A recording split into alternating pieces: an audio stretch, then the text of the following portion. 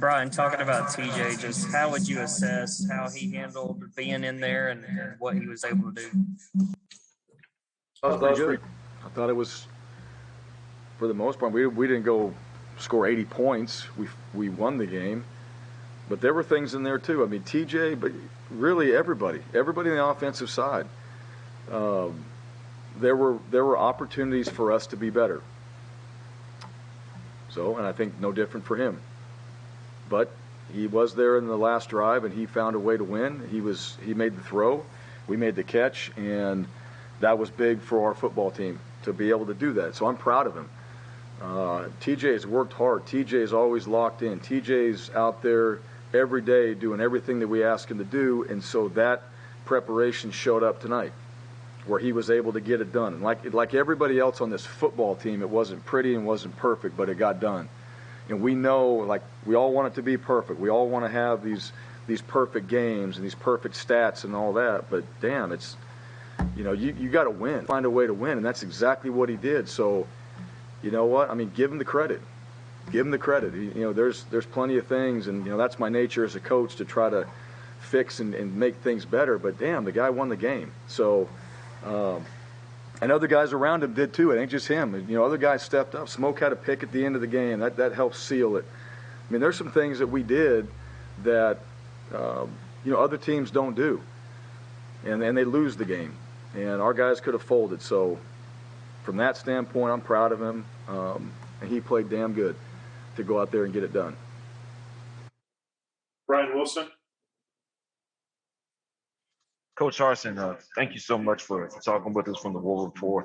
We saw a lot of different personnel on the field as far as wide receivers go, and there were a lot of questions coming out of the Penn State game about how that would look. Can you tell us what went into your evaluation to play the guys that you did?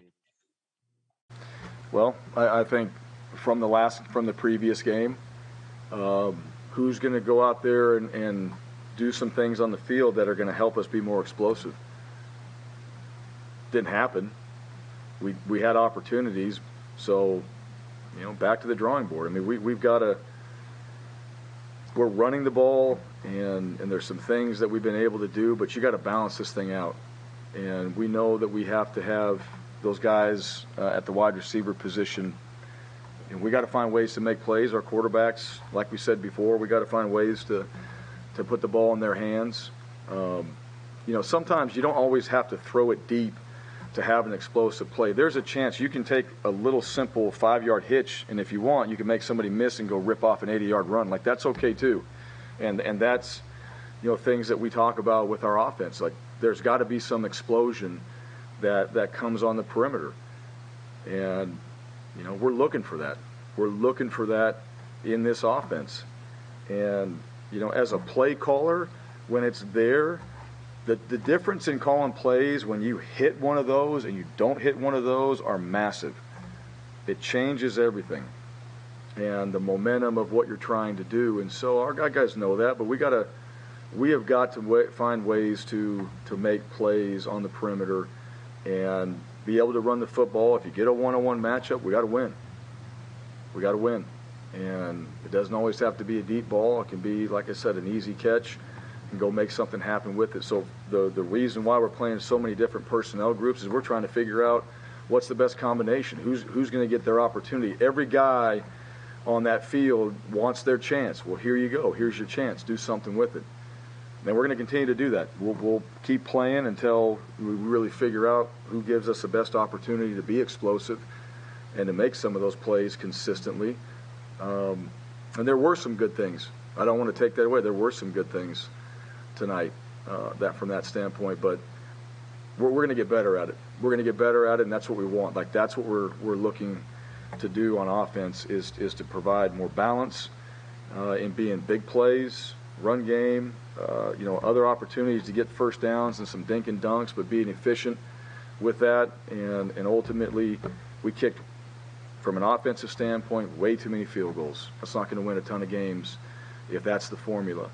And we have a great kicker. He's one of the best in the country, if not the. And we have got to put that ball in the end zone when we get down in the red zone. And part of that is we can also score from the minus 30-yard line if we want to. And you can run it in for 70 yards. So we got to be able to do that too. Jacob Billings. Hey, Bryan, what did you see from your team this week, especially in the second half tonight, that gives you confidence going to LSU next week?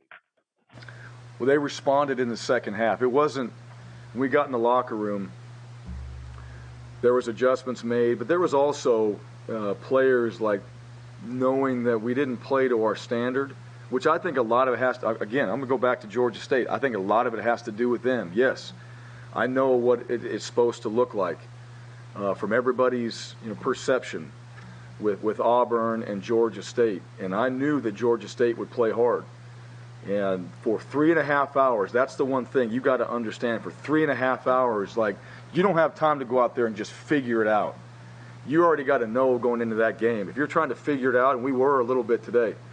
So the second half was, we got 2 quarters of our best football, and we better go out there and play like that. And I saw guys do that. Not everybody, but I saw guys do that. So that gives you a lot of hope, and it's encouraging to see that happen with our team. But you want to take that now and not have to play just 2 quarters of football. You want to play 4. You want to play a complete game, and we're going to be playing complete games. Every game we play, that's just the reality of it. We had one a week ago. So I saw a fight. I saw a fight in the Penn State game, though. It's not like those guys don't fight. It's not like there's like lack of courage or guys flinch. So we just got to get better at playing football. We got to just play good football. And so I don't have that concern necessarily that guys flinch or they don't have courage or they're not going to go out there and fight. It's just we got to get better at football. We've got to prepare better. We've got to coach better. I've got to do a better job of getting everybody ready every single day and upholding the standard, because it matters. Like, you don't uphold the standard on a Tuesday, it affects you on Saturday. And everybody in our building, academically, all right, from a football standpoint, like, there's yet to be a week that we've just had everything just go like it's supposed to. Show up on time, go to class, do the things that we're supposed to do, have all the things right from a coaching standpoint. Like, it's so many things that we can get better at, and that's the beauty of it. We've identified it, and we can, and there's not anybody in that building that's against doing those things. It's just we have to do them. And I love that. Like, I love being in that environment where there's that challenge. It's not just the game. It's the challenge of every single day trying to get everybody in that building, myself included, to do our job to the highest standard that we all agreed that we would do it at. That's the challenge day in and day out. And I don't see anybody on this staff or team that's like, no, we're not doing that. They're like, all right, how do we do it? And we got to be intentional and more purposeful, and we got to make sure that every day we uphold the standards that we set for ourselves so that it shows up on game day and we're ready. And then we're just playing the game, and we're just playing good football on Saturdays. Patrick Brickman. Coach, can you tell me how Bo handled the switch, when TJ came in, how he was on the sideline, and how do we plan on handling the quarterback position going into SEC play, getting ready? Hey, I mean, what do you expect? Like, he wants to be out there. That's why I said I made that decision.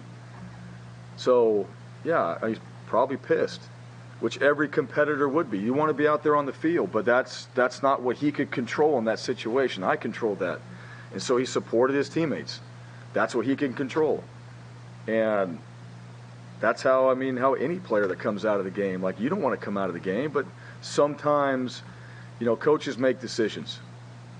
And that's the decision that I made in the game. So really, all Bo can do and all anybody else can do is support your teammates, which is exactly what he did.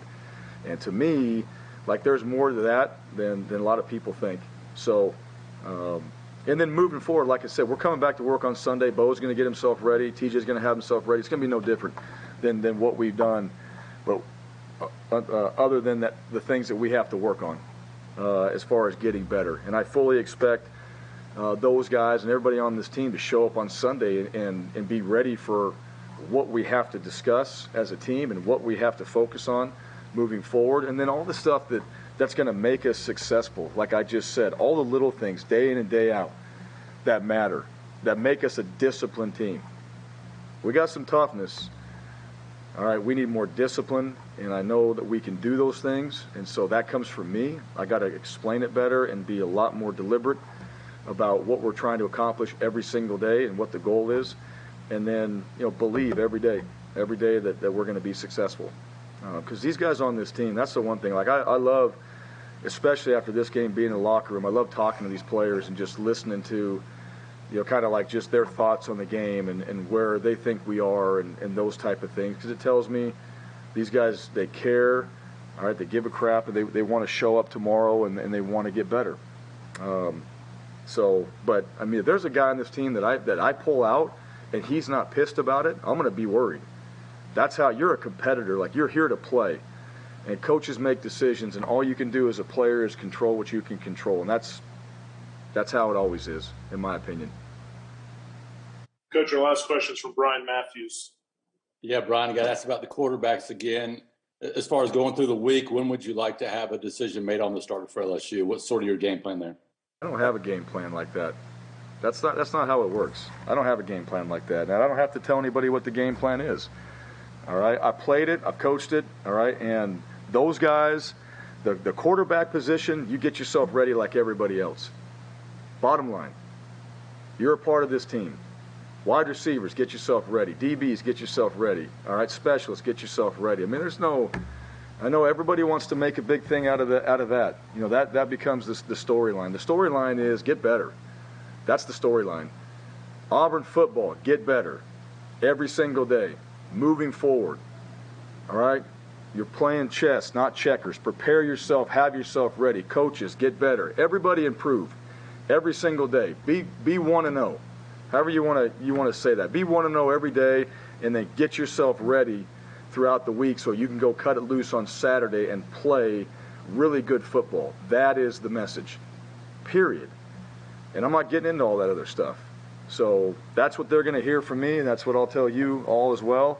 I know what you're asking, but I've like I said, that position and every other position on this team is going to hear about what we have to do to get better and how to go 1-0 on Sunday and what that's going to look like. And every coach is going to have a goal for his players, and they're going to have a process for their players, and every coach is going to go through his checklist for he and his position group and his side of the ball, and we won't miss a step.